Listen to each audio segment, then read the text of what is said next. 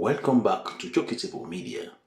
President Cyril Ramaphosa of South Africa got a shock of his life on Wednesday when he went visiting the man in the White House, Donald Trump. The whole world wasn't so surprised at knowing the kind of man Trump is.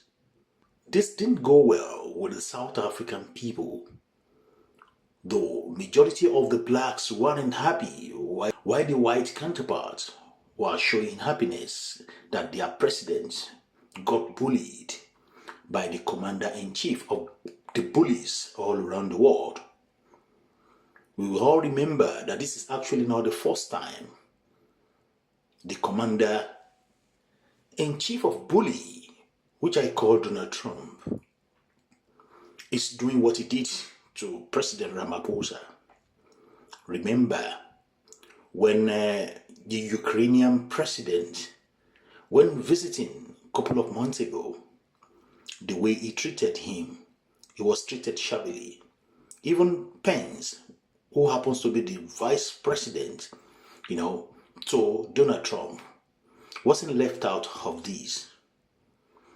It keeps people in the world wondering what type of the world order we are having right now, having a man in the United States of America wanting to be the master of all the other presidents of all independent countries of the world. It seems it's a kind of shame on the part of all the rest of the world, the other presidents all around the world, bowing and going back to the United States of America to seek allegiance, to seek their opinion, to seek their command, to lower their own pride in front of the United States of America. Before I go on, let me give you an opinion of a lady from South Africa. And after that, I'll have to give you the opinion of other South Africans. I'm not talking about the white people now. I'm talking about the blacks in South Africa, what they have to say about what happened to their president, Mr. Cyril Ramaphosa, in the United States of America. Whoever sent Cyril Ramaphosa to America to go and suck up to Trump has done a great injustice to citizens of this country. Can somebody just go to America and Oscar negotiate? You must I've never seen a person who is this spineless like our president is. Cyril is spineless. He's sitting there and watching this moron talk nonsense. Hi man, please. Somebody lola tan Cyril go America. I mean, really, I've never. This is diplomacy, rubbish diplomacy. What? He's got no business being in America. He's got no business talking to Trump. Trump is a gifted idiot. Now you've heard her speaking. What do you feel? What's your opinion? Which side do you stand? Among other comments that I've seen, that I've read, it's just keep telling me that things aren't right at all. That we should stand up. The black people all around the world should stand up for their own right. Now, some people are claiming that, okay, would you want Ramaphosa to stand up against Donald Trump? Have you all forgotten that they have over 600 American businesses and companies in South Africa? So, if he has to stand up, that means majority of these businesses could be lost because he could recall them. But I don't see it that way. But those are part of the opinions of people. The South Africans. But I know about what they call the bilateral relationship. But bilateral relationship shouldn't be master and slave relationship. It should be better than that. We should operate on equal level. Because even if they take away their 600 businesses in South Africa, that should be. It wouldn't kill South Africa. But I am not saying the way Mr. Ramaphosa treated the case, or the way Mr. Ramaphosa put on his maturity in front of the bully.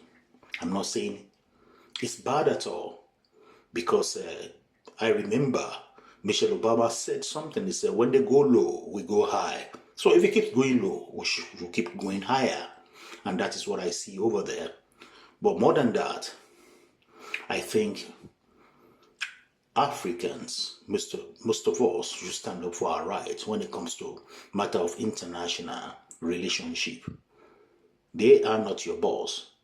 And that is what I keep saying. Now, how did the BBC report this incident that happened in the White House?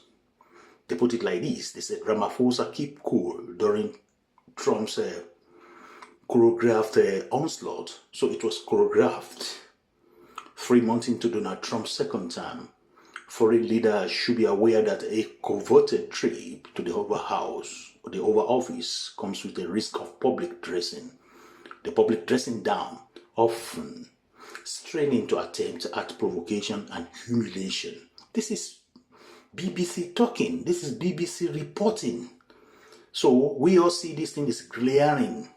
So this Wednesday episode with South African President Cyril Ramaphosa was a classic of its kind, with the added twist of an ambush involving dimmed light, a lengthy video screening, and stacks of news story clippings. Unbelievable. Who does that? That's what I see.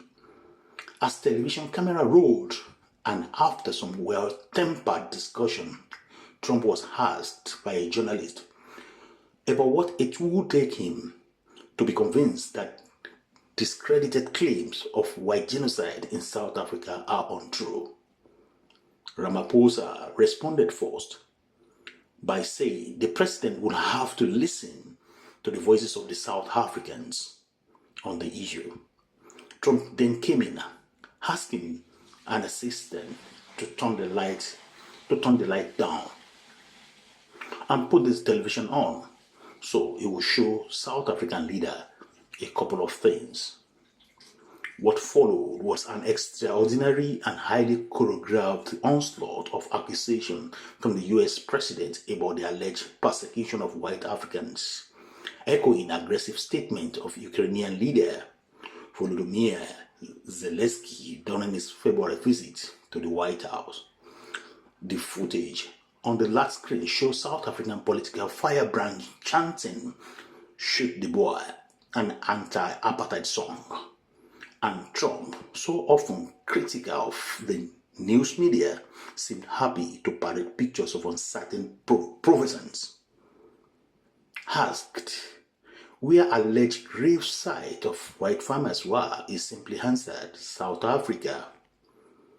The US leader also seemed to believe the political leaders in the footage, who are not part of the government, had the power to confiscate land from white farmer.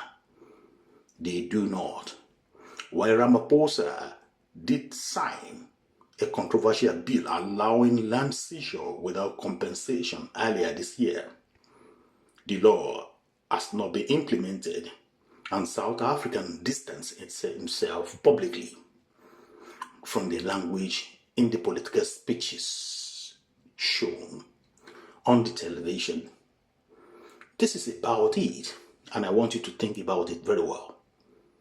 Put your comment in the comment section and watch this 1.5 minute clip of the discussion between both presidents. Turn the lights down, and just put this on. It's right behind you. These are burial sites right here. Burial sites. Over 1,000 of white farmers, and those cars are lined up to pay love on a Sunday morning. Those people were all killed. Have they told you where that is, Mr. President? No, I'd like to know where that is, because this I've never seen. I don't. Okay. I mean, it's in South Africa.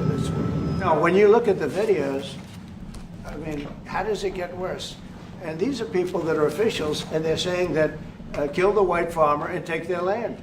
As government, as my own party, we are completely opposed to that.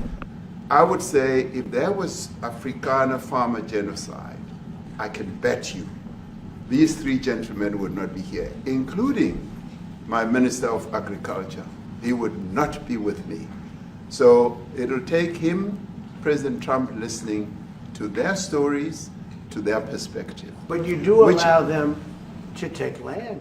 No. You do allow them to take land. Nobody can and then take when land. they take the land, they kill the white farmer. And when they kill the white farmer, nothing happens to them. No, there is Nothing happens to There them. is criminality in our country.